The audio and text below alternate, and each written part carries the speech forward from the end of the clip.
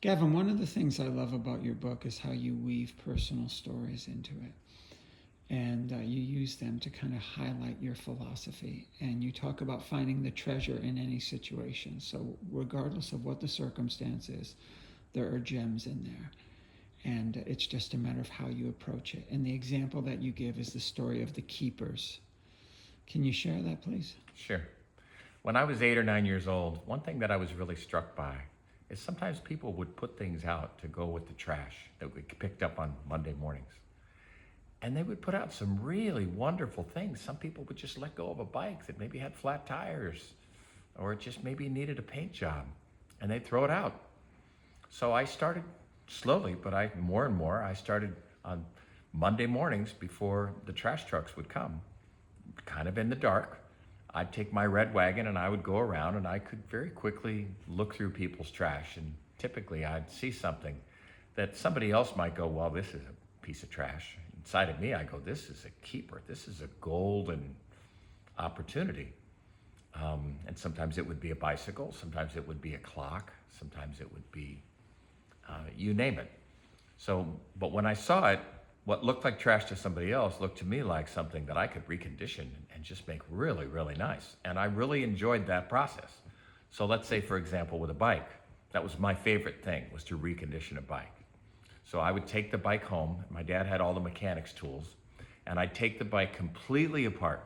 All the bearings, all the pedals, all the tires, everything. And all I'd have is a frame. And I would take the frame and I would sand the frame. And I remember hanging it up with a coat hanger, a wire coat hanger. I'd put it through the neck of the bicycle. And I would hang it up on our garage. And I would get this beautiful metallic color. I like to use purple for some reason.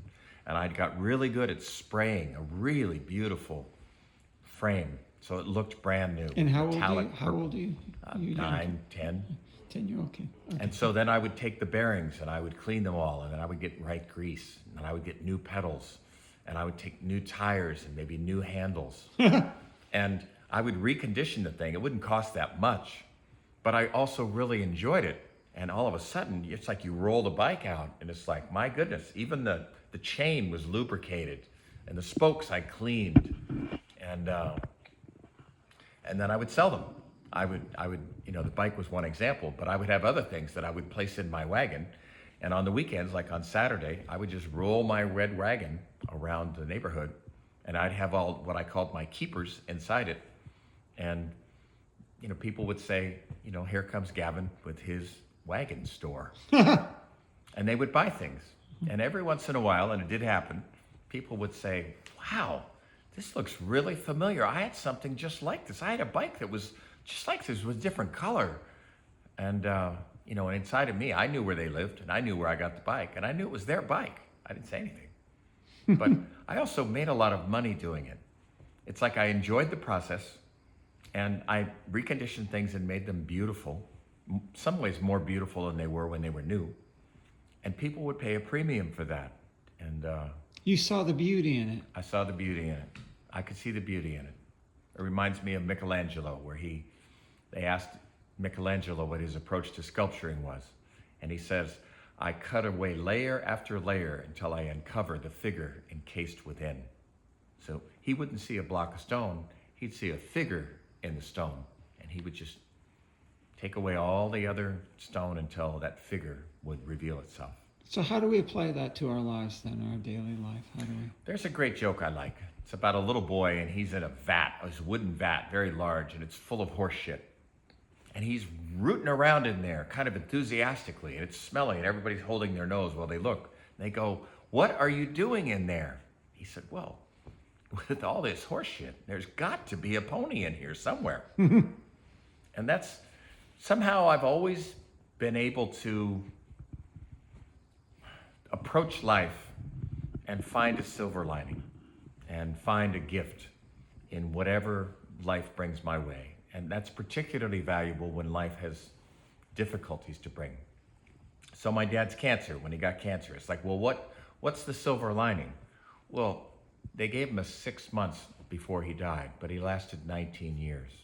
So we treasured life immensely deeply, profoundly. And you and your dad, which blows my mind, you actually went to college together. Yeah.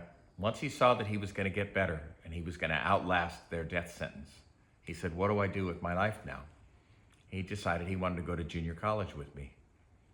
You know, by that time, I'd already quit my job, and I was hanging out with him because we thought he was going to die soon.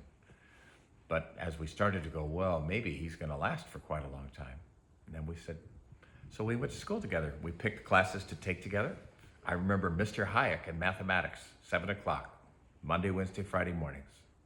He and I were in that class. We'd study together. You and your dad. Yeah. We would eat lunches together. We'd drive together to school. How did the other students look at that? They really were enamored with my dad because remember, he had been given 6 months to live and he's now on borrowed time for years. And so he's a very grateful man. He kind of had a shine in his eyes.